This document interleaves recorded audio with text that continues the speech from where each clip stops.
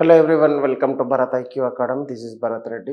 Right, మనకి ఇంతకు ముందుకు ఆల్రెడీ 2 వీడియోస్ చేశాము. ప్రీవియస్ ఇయర్ క్వశ్చన్కి సంబంధించి రైల్వే, ఎస్పెషల్లీ మనకు NTPC and undergraduate questions ఏవైతే ఉన్నాయో అవి చేస్తున్నాను. సో బేసికల్గా ఇవి ఏంటంటే ఇప్పుడు రైల్వే గ్రూప్ డీకి సంబంధించిన ఎగ్జామ్స్ అవుతూ ఉన్నాయి. సో ఇది ఇంకా మనకు సంక్రాంతి వరకు ఉన్నాయి కాబట్టి సో మ్యాక్సిమం క్వశ్చన్స్ మనం ఏవైతే డిస్కస్ చేసినామో ఆ చాప్టర్ నుంచే పడతాయి. సేమ్ క్వశ్చన్స్ ఎప్పుడు కూడా పడవు, కానీ సేమ్ మోడల్ క్వశ్చన్స్ పడతాయి కాబట్టి సో వీడియో చూసే కంటే ముందు ఆ 2 వీడియోస్ కూడా చూడని వాళ్ళు చూడండి.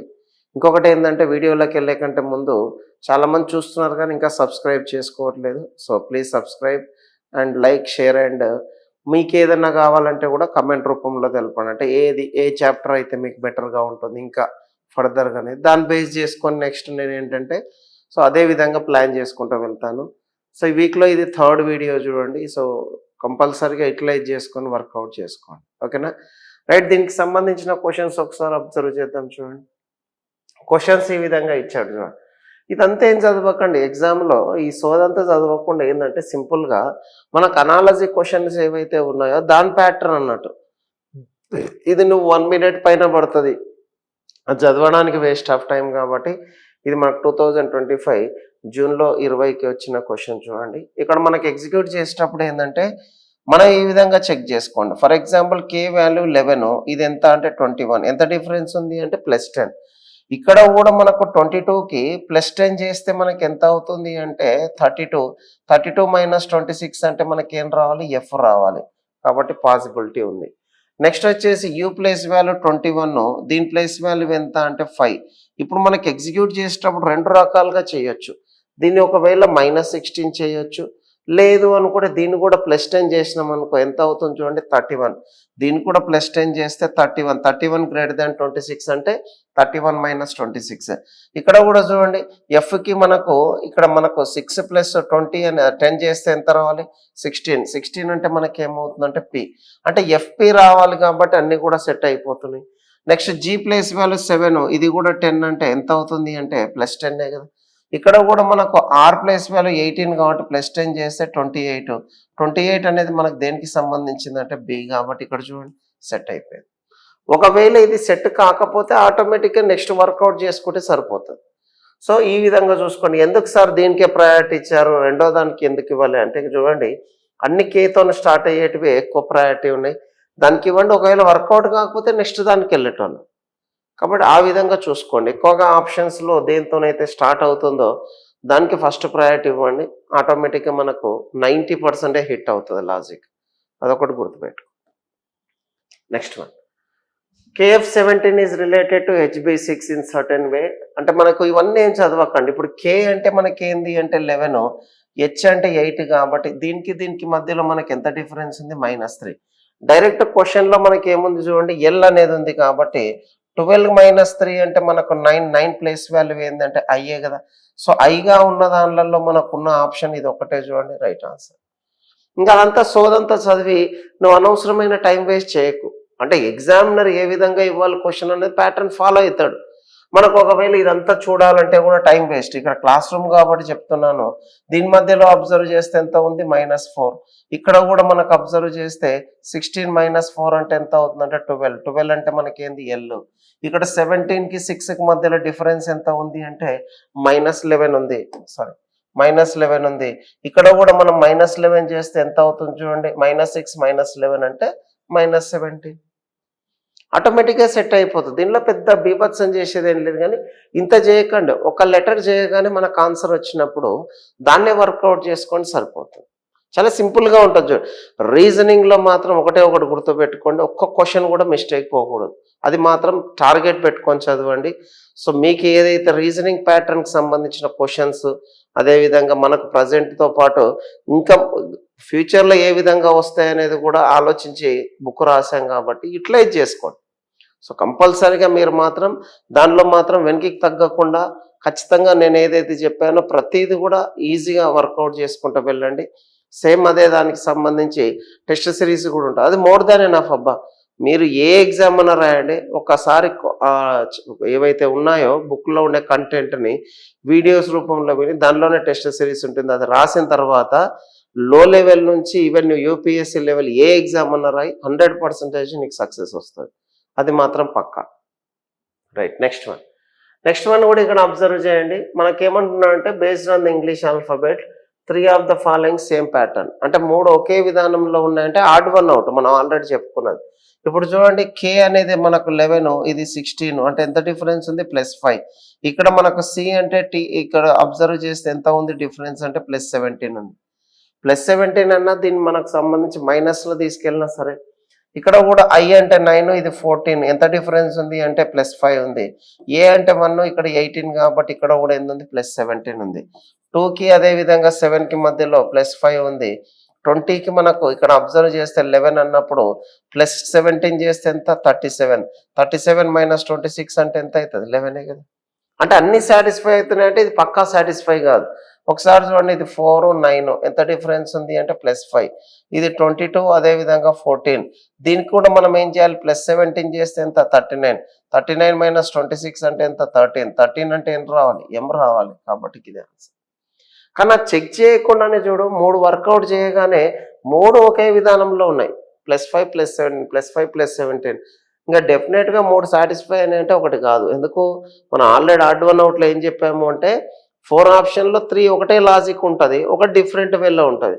ఆ డిఫరెంట్ ఉన్నదే మనకు ఆన్సర్గా కన్సిడర్ చేయాలి. సో అతను కూడా అదే చెప్తున్నాడు. ఇది కూడా మనకి ఏంటంటే షిఫ్ట్లో వచ్చిన క్వశ్చన్ చూడండి. సింపుల్ బట్ ఇంపార్టెంట్ చూడండి. రైట్, నెక్స్ట్ క్వశ్చన్ చూడండి, 4th వన్. ఇది కూడా మనకి ఏంటంటే June 20లో వచ్చింది, మనకు 2025లో. ఇక్కడ అబ్జర్వ్ చేయాల్సింది ఏంటంటే ఈ టైప్ ఆఫ్ క్వశ్చన్స్ మనం అనాలజీ పాయింట్ ఆఫ్ వ్యూలో చెప్పాం. ఇక్కడ ఏ లాజిక్ అయితే వర్కౌట్ అవుతుందో అదే లాజిక్ కింద వర్కౌట్ కావాలి. ఇక్కడ చూడండి +12, ఇక్కడ కూడా +12, ఇక్కడ డిఫరెన్స్ +12, ఇక్కడ కూడా +12 ఉంది. సో ఇక్కడ అబ్జర్వ్ చేస్తే 12, 12 ఇక్కడే ఉంది కాబట్టి ఇదే ఆన్సర్ అవుతుంది. ఇంకా మిగతా చెకప్ చేయకండి. ఒకవేళ చెకప్ చేసిన 12, 2 ఉంది, ఇక్కడ 12 ఉంది కానీ ఇక్కడ ఎక్స్ట్రా ఉంది. ఆల్మోస్ట్ మనకి ఏంటంటే ఇది 22 ఉంది, ఇది ఇక్కడ 12 ఉంది కానీ ఇక్కడ మనకి ఏముందంటే 22 ఉంది. కాబట్టి ఖచ్చితంగా ఆన్సర్ ఏంటంటే ఇది. సింపుల్ చూడండి, చాలా అంటే చాలా సింపుల్గా ఉంటుంది. 100% వర్కౌట్ అవుతుంది. Next one, select that related to same pattern. Same pattern అంటే సేమ్ అనాలజీ టైప్. ఇది అనాలజీ అయినా ఆడ్ వన్ మనకేంది కోడింగ్ డీకోడింగ్ అయినా సేమ్ ప్రాసెస్లోనే ఉంటుంది. చూడండి ఇక్కడ చూడండి, టీ ప్లేస్ వాల్యూ 20, ఇది 15 అన్నప్పుడు ఎంత ఉంది? -5 ఉంది. ఇట్లా చెక్ చేయండి. 7 కంటే -5, 16, 12 అంటే మనకి ఎంత అవుతుందంటే -4 ఉంది. నెక్స్ట్ 3కి అదేవిధంగా 24 మధ్యలో అన్నప్పుడు -5 తీసుకున్నాం అనుకోండి, ఎంత వస్తుంది చూడండి? -2. -2 అంటే ఎక్సే వస్తుంది. 6కి 1 కూడా -5 ఉంది. ఇక్కడ మాత్రమే మనకి ఏముంది అంటే -4 ఉంది కాబట్టి ఇదే రాంగ్ ఆన్సర్. అంటే రాంగ్ వన్ ఉన్నదే రైట్ ఆన్సర్గా తీసుకోవాలి. ఇక మొత్తం చెకప్ చేయకండి. ఇక్కడ వన్ లాజిక్ చెక్ చేసిన తర్వాత ఇక్కడ ఇంప్లిమెంట్ చేయి. ఇంప్లిమెంట్ చేసిన తర్వాత ఒకవేళ అన్నిట్లో అదే వర్కౌట్ అయిందనుకో సెకండ్ లాజిక్కి వెళ్ళండి. అంతేగాని మొత్తం పని కట్టుకొని ఇదంతా చేసి దీన్ని వర్కౌట్ చేసి నిజమే మనకు వచ్చిందని చెప్పేసి మాత్రం వెళ్ళకండి. అది టైం కిల్ అవుతుంది. బేసిక్గా మనకు రీజనింగ్ ప్యాటర్న్ ఏంటంటే అంత లాజికల్లీ రిలేటెడ్. నువ్వు verbal, non verbal and logical reasoning మొత్తం కూడా లాజికల్ రిలేటెడే కాబట్టి టైం కిల్ చేసుకోకండి. ఇది మనకు ఒకవేళ చేసుకుంటూ వెళ్తే అర్థమెటిక్ కంటే కూడా బీభత్సం చేస్తుంది టైం కిల్లింగ్లో. చాలా అంటే చాలా టైం వేస్ట్ చేస్తుంది. కాబట్టి మనం కూడా ఏంటంటే కొంచెం ప్రిసైజ్డ్ మేనర్లో మనం థింక్ చేసుకుంటూ వెళ్ళాలి. వన్ లాజిక్ ఇక్కడ క్లాస్ రూమ్ నేర్చుకోవడం వేరు, మనం ప్రాక్టీస్ చేస్తూ ఇంప్లిమెంట్ చేయడం వేరు. చూడండి, అందుకే మీకు అందరికి కూడా ఒక్క మార్క్ కూడా పోకుండా ఉండడానికి ఇవన్నీ చెప్పేది. నెక్స్ట్ వన్, ఇది కూడా చూడండి ఆడ్ వన్ అవుటే. ఇక్కడ అబ్జర్వ్ చేయండి, F ప్లేస్ వాల్యూ 6, 8, 3 అనేది ఉంది. ఎంత డిఫరెన్స్ ఉంది? +2, -5. ఇక్కడ కూడా 12, 14 అండ్ 10 అన్నప్పుడు +2 అండ్ -4.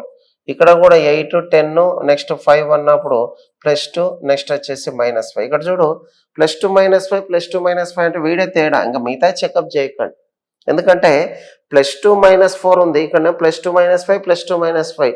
ఈవెన్ అది చెక్ చేసినా అంతే ఉంటుంది. కావాలంటే చెక్ చేసుకోండి. 10, 12, 7 అన్నప్పుడు +2, ఇక్కడ కూడా మనకి ఏమవుతుందంటే -5. కాబట్టి అన్వాంటెడ్గా మళ్ళీ చెక్ చేయకండి. ఇదంతా కూడా మనకి ఏంటంటే టైం కిల్ చేసేటివి.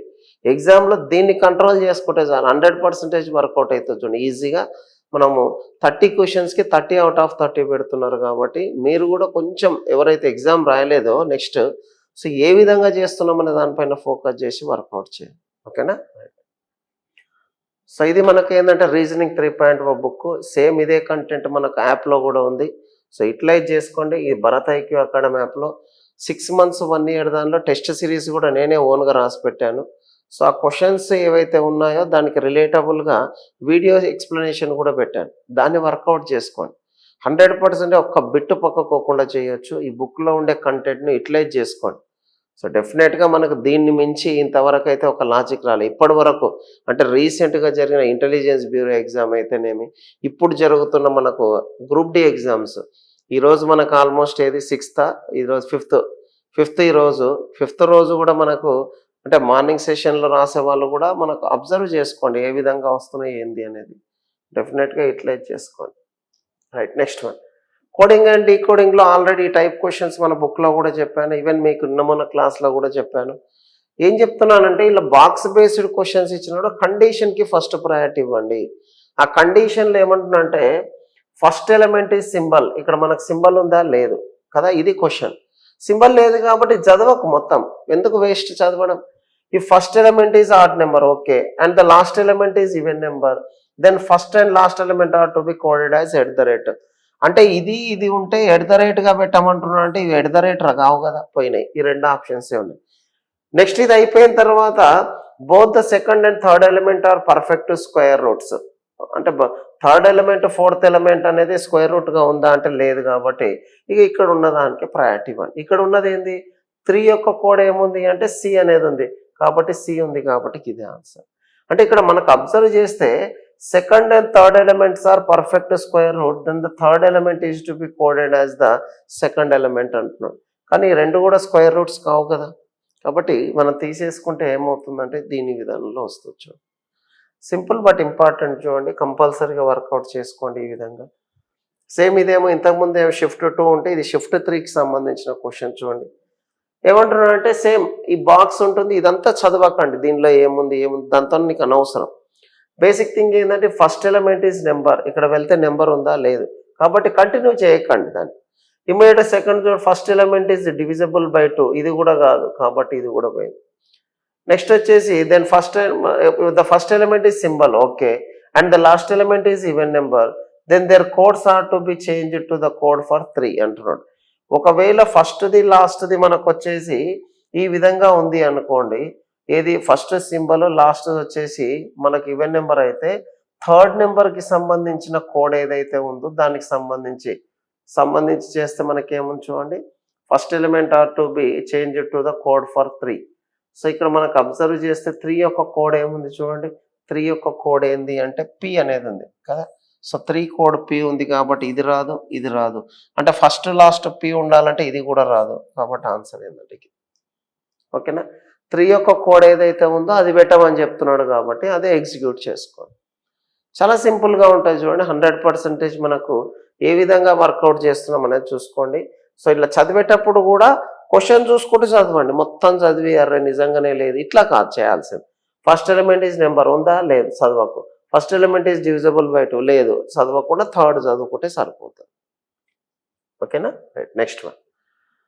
నెక్స్ట్ ఏమంటున్నాడు చూడండి, ప్రతి పదంలోని మనకు వచ్చేసి ప్రతి అచ్చు ఆంగ్లాక్షరములు వెంటనే అక్షరానికి మార్చబడుతుంది, ప్రతి హల్లో ఆంగ్లాక్షరం వెంటనే ముందున్న అక్షరానికి మార్చబడుతుంది. అలా ఏర్పడిన ఎన్ని అచ్చులు కనిపించవు అంటూ ఇక్కడ చూడండి. డి అనేదేమో మనకేమంటున్నాడు అంటే కాన్సోనెంట్ ఏం చేస్తున్నాడంటే ఇమ్మీడియట్లీ ప్రిసీడింగ్, అంటే డికి ముందర ఏముంటుంది సి, ఐ తర్వాత ఏముంటుంది జే, ఎందుకంటే ఓవెల్కి నెక్స్ట్ లెటర్. ఈ కూడా మనకి ఏమవుతుందంటే ఎఫ్, సికి ముందర ఏముంటుందంటే బి, యు తర్వాత ఏముంటుంది అంటే వి, పికి ముందర ఏముంటుంది అంటే ఓ, నెక్స్ట్ వచ్చేసి బికి ముందర ఏ ఉంటుంది, ఓ తర్వాత పి, ఎక్స్ ముందర ఏముంటుంది అంటే డబ్ల్యూ, ఏకి బిఫోర్ ఏముంటుంది అంటే ఏ తర్వాత బి ఉంటుంది, నెక్స్ట్ ఎస్కి బిఫోర్ ఏముంటుంది అంటే ఆర్, జేకి తర్వాత మనకి ఏంటంటే ఇది. అంటే బిఫోర్ అండ్ ఆఫ్టర్ దేనికి అంటే బిఫోర్ ఏమో ఓవెల్కి కాన్సోనెంట్కి అంటే హల్లుకు, ఆఫ్టర్ ఏమో మనకి ఏం చేస్తున్నాము అంటే ఓవెల్కి.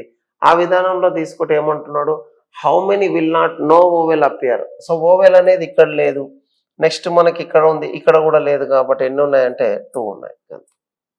కాబట్టి అలా చేంజ్ చేసిన తర్వాత ఏ విధంగా తీసుకుంటున్నాం అనేది చూసుకోండి. ఓకేనా, సింపుల్ బట్ ఇంపార్టెంట్ చూడండి. నెక్స్ట్ వన్ ఇక్కడ అబ్జర్వ్ చేయండి, మనకు అన్ని ఆప్షన్లలో ఇక్కడ అబ్జర్వ్ చేస్తే ఎల్, జే, నెక్స్ట్ హెచ్, ఎఫ్ అన్నప్పుడు ఎల్ ప్లేస్ వాల్యూ ఏంది 12, ఇది 10, ఇదేంది 8, ఇదేంది అంటే మనకు అబ్జర్వ్ చేస్తే 6 అన్నప్పుడు ఇక్కడ 4 అంటే డీతోనే స్టార్ట్ కావాలి. సో డీతోనే స్టార్ట్ అయినాయి. ఇంకొకటి చూడు 1 స్క్వేర్ 2 స్క్వేర్ 3 స్క్వేర్ 4 స్క్వేర్ అంటే 5 స్క్వేర్ రావాలి నెక్స్ట్. కాబట్టి ఇది answer.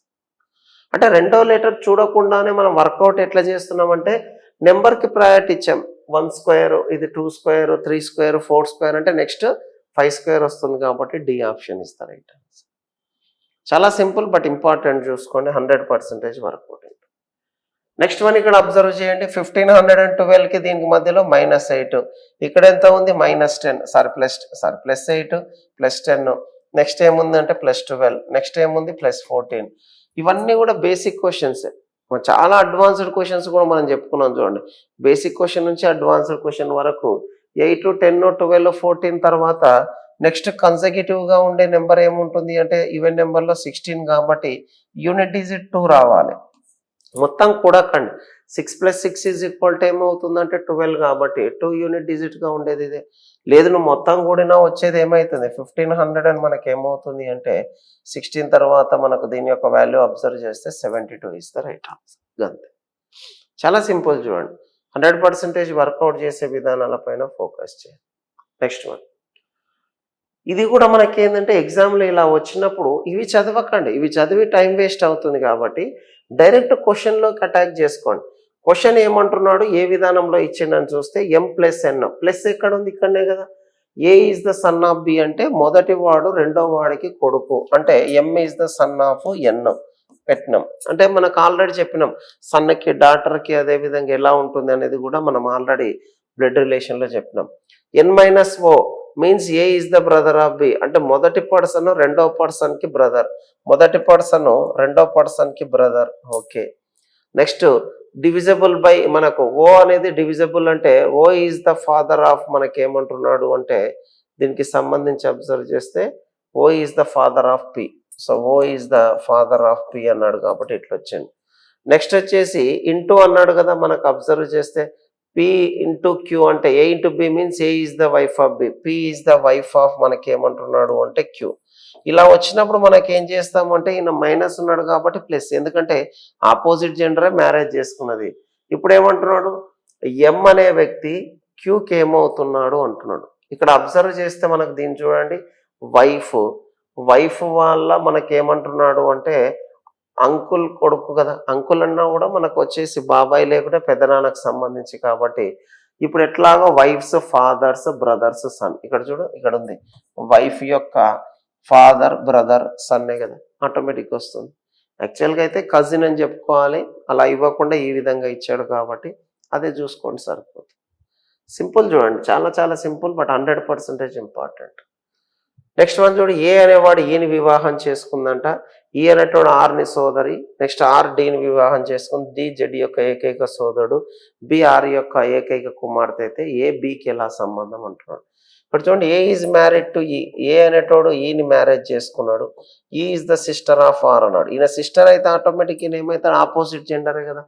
Next r is married to d, r అనేవాడు ఎవరిని మ్యారేజ్ చేసుకున్నాడు d, d is the only brother of z. So వీడు బ్రదర్ అన్నాడు అంటే ఆటోమేటిక్ ఏమవుతుందంటే మైనసే కదా. Next b is the only daughter of మనకి ఏమంటున్నాడు అంటే ఆర్. సో బి అనేటోడు ఆర్ యొక్క డాటర్ అన్నాడు కాబట్టి ఇట్లా. Next how is a related to b, ఇక్కడ చూడు ఏ రిలేటెడ్ అంటే సో ఇక్కడ అబ్జర్వ్ చేస్తే మదర్ వాళ్ళ సిస్టర్ హస్బెండే కదా. సో మదర్స్ సిస్టర్ హస్బెండ్ ఉంది కదా, అదే ఆన్సర్. కాబట్టి ఎగ్జిక్యూషన్ ఏ విధంగా ఉంది అంటే బేసికల్గా ఈ సింబల్స్ ఏవైతే చెప్పానో 4 సింబల్స్ గుర్తుపెట్టుకోండి, ఎలా ఇచ్చిన క్వశ్చన్స్ వర్కౌట్ చేసుకోవచ్చు, అది బేసిక్ రూల్. నెక్స్ట్ వన్, ఇక్కడ సేమ్ ఇదే క్వశ్చన్లో చేసేటప్పుడు ఏంటి అంటే నువ్వు క్యాల్కులేషన్స్ మొత్తం చేయకూడదు, ఫస్ట్ రూల్ అది గుర్తుపెట్టుకోండి.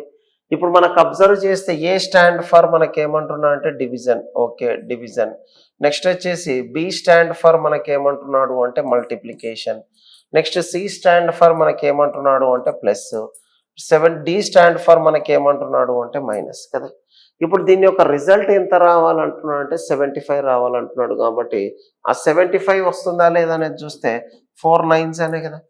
ఇప్పుడు మనకు 2 4 జా 8 ప్లస్ మనకు 6 మైనస్ ఏమవుతుందంటే 9 కదా. 8 + 6 = ఎంత అవుతుందంటే 14. 14లోంచి 9 పోతే ఎంత అంటే 5. ఛాన్స్ ఉంది చూడండి ఇది.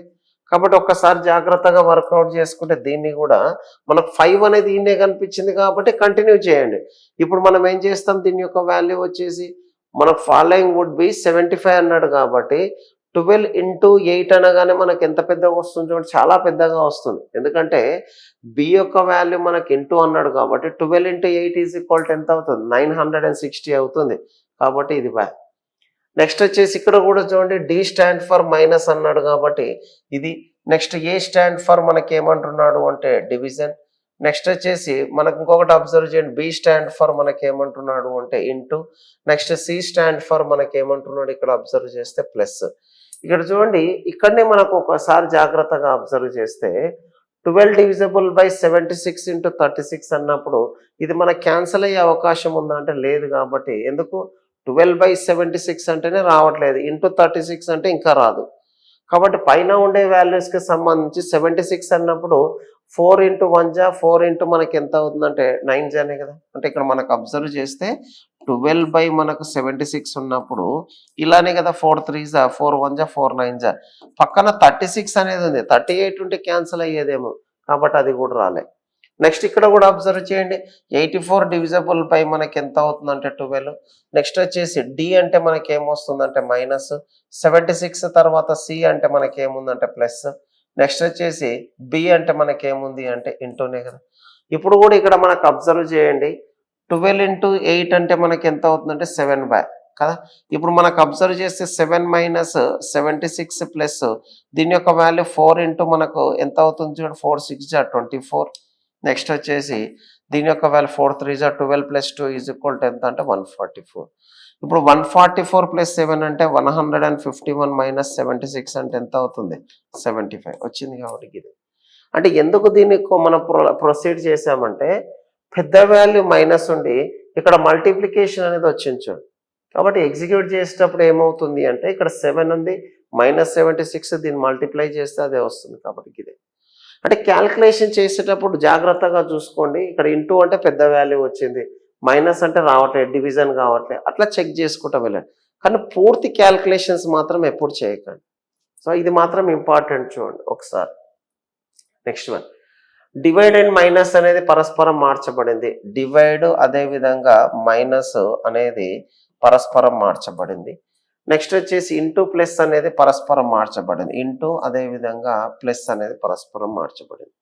ఇప్పుడు చూడండి, దీని యొక్క వాల్యూ అబ్జర్వ్ చేస్తే 78 × 1 జా 78 అంటే ఇంకా ఎంత మిగులుతుంది అంటే 15 కదా. 156 అన్నప్పుడు దాని యొక్క వాల్యూ మనకి ఎంత వస్తుంది చూడండి, 2 టైమ్సే కదా, ఇది 12 అయిపోయింది. ఇప్పుడు చూడండి, ఇక్కడ 2 ఉంది, 3 5 జా 15 అంటే 5 ఉంది, ఇక్కడ ఒక +2 అన్నప్పుడు మనకి ఎంత యూనిట్ డిజిట్ అనేది ఎంత రావాలి అంటే 5 కదా రావాల్సింది. 5 ఉన్నది, ఇది ఒకటే.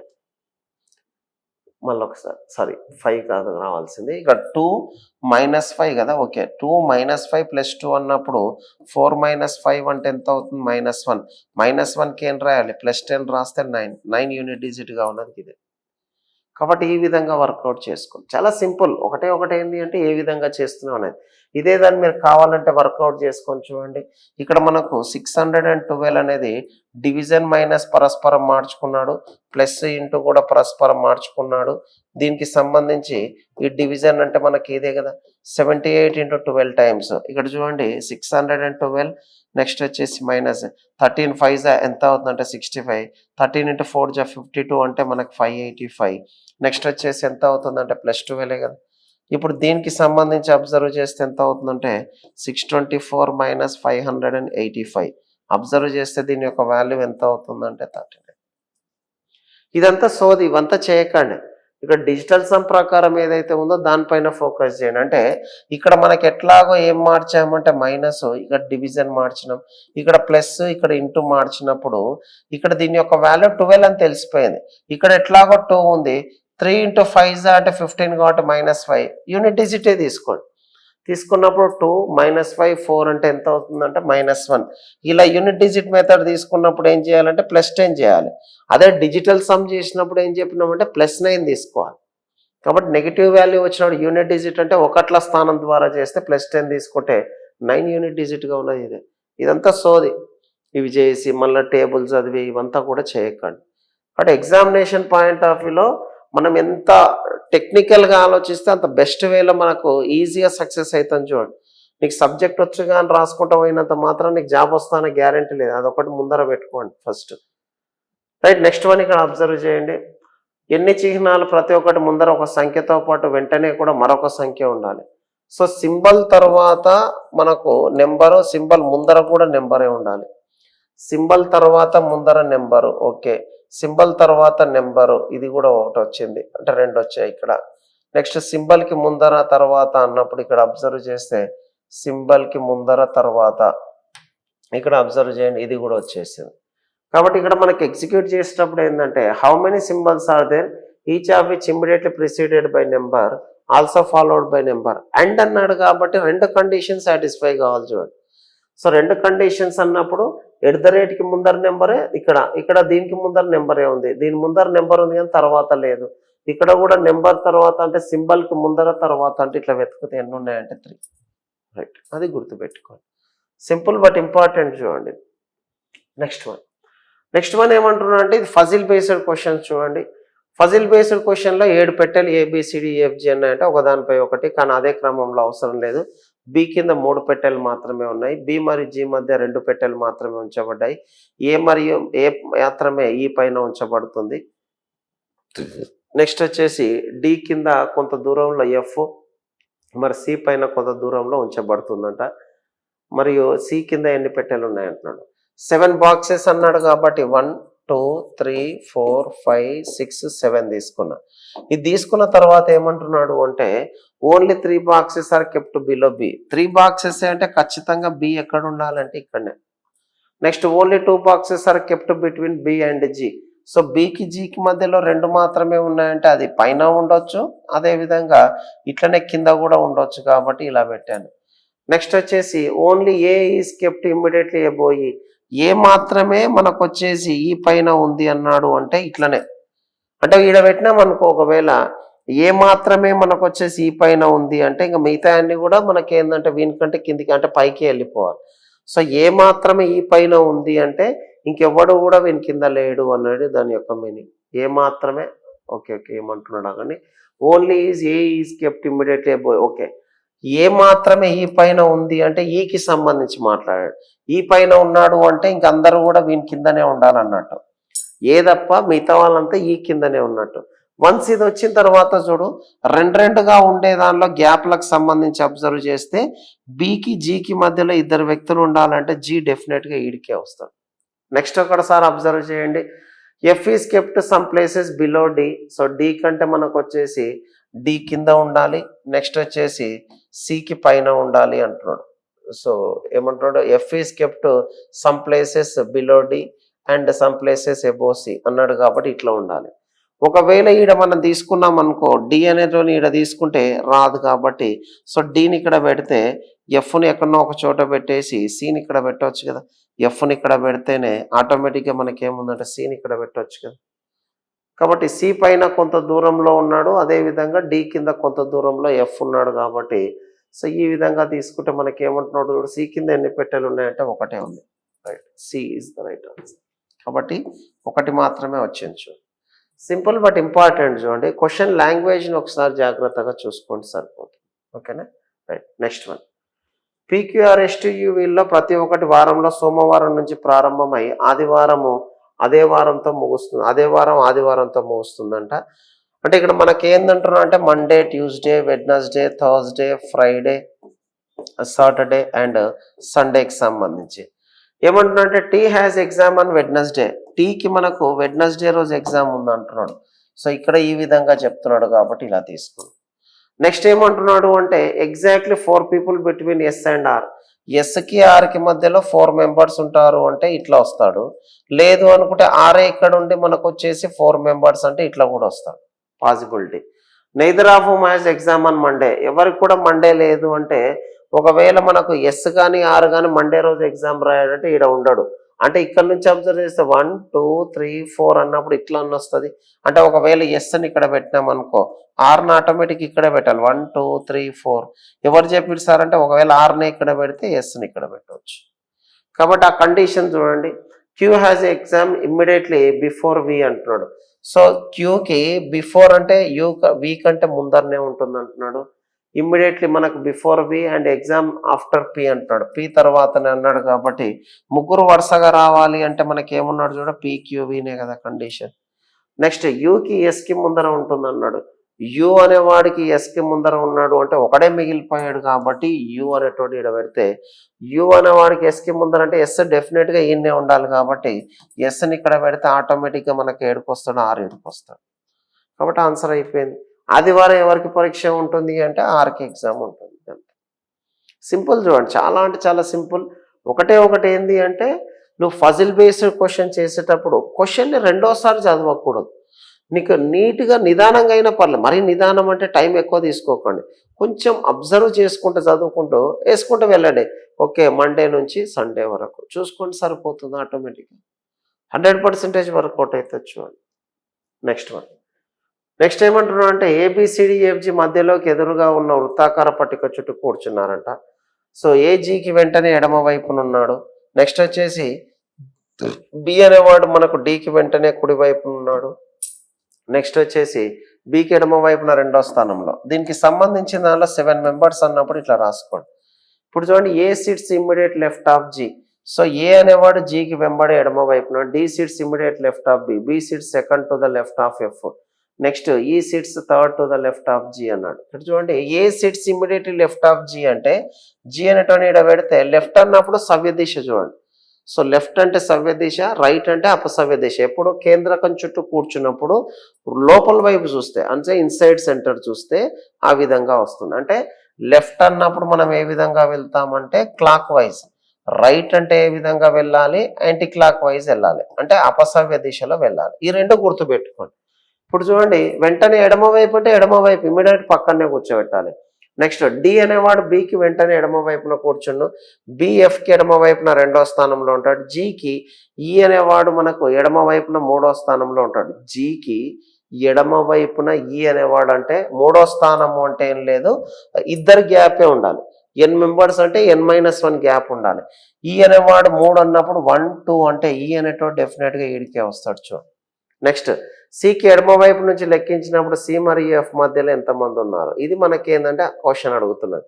ఇప్పుడు చూడండి, b sits second to the left of f. B అనే వాడికి సంబంధించి అబ్జర్వ్ చేస్తే ఇంకొకటి ఏముంది, d sits immediate left of b. So ఇక్కడ బి అనేవాడు మనకు డి అనేవాడికి ఇమ్మీడియట్ గా బి అనేవాడిని ఇక్కడ కూర్చోబెట్టినాం అనుకో, ఇమ్మీడియట్ లెఫ్ట్ లో ఎవడు ఉంటాడు అంటే డి. ఎందుకు, క్లాక్ వైజ్ లోనే వెళ్ళాలి. Next b sits second to the left of f. So f అనే దాన్ని ఇక్కడ పెట్టినామనుకో రైట్ అవుతాడు కాబట్టి ఎఫ్ అనేవాడిని ఇక్కడ పెడితే సెకండ్ అన్నప్పుడు మనకి ఏం చేయాలంటే ఒకటే గ్యాప్. చూడండి, ఎన్ ప్లేసెస్ అన్నప్పుడు మనకి ఎంత ఉండాలి అంటే n-1 గ్యాప్లు ఉండాలి. సెకండ్ టు ద లెఫ్ట్ అంటే ఒకటి మనకు గ్యాప్ ఉండాలి. అంటే n-1 అంటే 2-1 అంటే ఒకటే, అదొకటి గుర్తుపెట్టుకోండి. ఏ వచ్చింది, బి వచ్చింది, ఒక సి ఒకటే రాలే. ఇప్పుడు చూడండి, సికి ఎడమ వైపు నుండి అంటే క్లాక్ వైజ్ డైరెక్షన్ లెక్కించినప్పుడు సి మరియు ఎఫ్ మధ్యలో, సి మరియు ఎఫ్ మధ్యలో ఎంత మెంబర్స్ ఉన్నారు అంటే 2 మెంబర్సే ఉన్నారు. కాబట్టి క్లాక్ వైజ్లో చెక్ చేసినప్పుడు ఇది, యాంటీ క్లాక్ వైజ్లో ఇది. క్వశ్చన్ కూడా నీట్గా చదవండి, ఎడమ వైపు అంటున్నాడో కుడి వైపు అంటున్నాడో అది కూడా ఒకసారి చూసుకోండి. నెక్స్ట్ ABCDEFGH అనేది 8 మంది వ్యక్తులు దక్షిణం వైపు సరళ రేఖలో. ఇక్కడ చూడండి, నార్త్ వైపు చూస్తున్నప్పుడు లెఫ్ట్ రైట్ గానే కన్సిడర్ చేస్తాం, కానీ సౌత్ సైడ్ అన్నప్పుడు లెఫ్ట్ బికమ్ రైట్ అవుతుంది, రైట్ బికమ్ లెఫ్ట్. అదొకటి గుర్తుపెట్టుకోండి, ఆల్రెడీ మన క్లాస్ రూమ్లో చెప్పాము. సో ఇక్కడ మొత్తం మీద మనకి ఎంత మెంబర్స్ ఉన్నారు అనేది ఇక్కడ అబ్జర్వ్ చేస్తే మొత్తం మనకి ఇక్కడ వచ్చేసి 8 మెంబర్స్ ఉన్నారు. ఆ 8 మెంబర్స్ సంబంధించి 1 2 3 4 5 6 7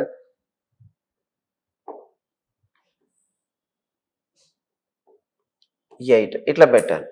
ఇప్పుడు మనకు అబ్జర్వ్ చేస్తే 8 persons ABCDEFG are sitting straight line facing south. South అన్నప్పుడు లెఫ్ట్ అంటే రైట్ అంటే లెఫ్ట్. చూడండి, B sitting one of the ends of the line. B అనేటోడు ఒక చివరన కూర్చుంటాడు. Okay, next G sitting to the immediate left of C. Immediate left of C అంటే మనం ఏం చేయాలంటే లెఫ్ట్ నేను రాసుకోవాలంటే రైట్ రాసుకోవాలి. జి అనేవాడు మనకు జి అనేవాడు. సో జి అనేవాడు ఏమంటున్నా అంటే సికి ఎడమ పక్కనే ఉన్నాడు అన్నప్పుడు కుడి పక్కకు రాయండి. A is sitting to the immediate left of H. హెచ్కు మనకు లెఫ్ట్ అన్నప్పుడు ఏం చేయాలి, ఏని రైట్ సైడ్లో రాయండి. And immediate right of C అంటున్నాడు. ఇదే ఏ అనేవాడు రైట్ అన్నప్పుడు సికి లెఫ్ట్ సైడ్లో ఉంటాడు. ఇప్పుడు సికి లెఫ్ట్ అన్నప్పుడు ఇక్కడ జీ కూడా వచ్చింది కదా, ఆటోమేటిక్గా రాసుకోండి. ఇంకా నెక్స్ట్ వచ్చేసి only 3 people are sitting to the right of E. అది ఇంపార్టెంట్ చూడండి. రైట్ ఆఫ్ ఈ అంటే మనం ఏం చేయాలి, లెఫ్ట్ ఆఫ్ ఈ కాబట్టి only 3 people sitting left of E అనేది రాసుకోవాలి. రైట్ను లెఫ్ట్గా రాసుకోండి. నెక్స్ట్ వచ్చేసి D is sitting immediate left of B అన్నాడు. డి అనేటోడు ఇమ్మీడియట్ లెఫ్ట్ ఆఫ్ బి అంటే మనకు బికి రైట్ సైడ్లో ఉండాలి అంటున్నాడు. అంటే డి అనేవాడు బికి రైట్ సైడ్లో ఉండి ఇక్కడ కూర్చోబెట్టామనుకో ఒక చివరన, డికి ఛాన్స్ లేదు కాబట్టి డెఫినెట్గా బి అనేటోడిని అదేవిధంగా డిని ఇక్కడనే కూర్చోబెట్టాలి. ఇక మిగిలిపోయిన దానిలో 4 వరుసగా ఉన్నది మనకి ఇక్కడనే ఉన్నారుగా, హెచ్ ఏ సి జి. ఇప్పుడు మిగిలిపోయిన వాళ్ళు ఎవరు చూడండి, ఏ వచ్చిండు, బి సి డి ఈ అందరు వచ్చారు కానీ ఎఫ్ అనేది రాలేదు కదా, పెట్టేసుకోండి. అదే ఆన్సర్ అవుతుంది. కాబట్టి ఇక్కడ మనకు నార్త్ వైపు చూసేటప్పుడు గుర్తుపెట్టుకోండి టెక్నిక్. నార్త్ అన్నప్పుడు లెఫ్ట్ లెఫ్టే ఉంటుంది, అదేవిధంగా రైటే ఉంటుంది. ఇదే విధంగా రైటే. సౌత్ అన్నప్పుడు మాత్రమే మనకు గుర్తుపెట్టుకోండి, లెఫ్ట్ కాస్త రైట్ అవుతుంది, రైట్ కాస్త మనకేమవుతుంది అంటే లెఫ్ట్. ఇది మనకు ఈజీగా వర్కౌట్ చేయడానికి. ఇంకోటి ఇమ్మీడియట్ లెఫ్ట్ అన్నప్పుడు ఇమ్మీడియట్గా పక్కనే కూర్చోబెట్టాలి, అది గుర్తుపెట్టుకొని. ఇక్కడ ఏమంటున్నాడు, డీకి వెంటనే ఎడమ వైపున ఎవరు కూర్చున్నారు, డీకి ఎడమను ఏమని చదవాలి అంటే కుడి అని చదవాలి కదా. మనకు సౌత్ సైడ్ అన్నాడు కుడి అని చదవాలి కాబట్టి ఎవరున్నారు అంటే ఎఫ్.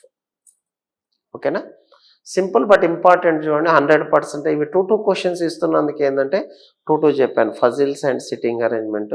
సో గ్రూప్ డీకి అదేవిధంగా ప్రతి కాంపిటేటివ్ ఎగ్జామ్కి ఖచ్చితంగా యూజ్ అవుతుంది చూడండి. సో అర్థమెటిక్ 3.0 ఇది కూడా సక్సెస్ఫుల్గా చాలా సేల్స్ జరిగాయి. సో మీరు ఏదైతే ఉందో ఆదరణ చాలా అంటే చాలా థ్యాంక్ యూ.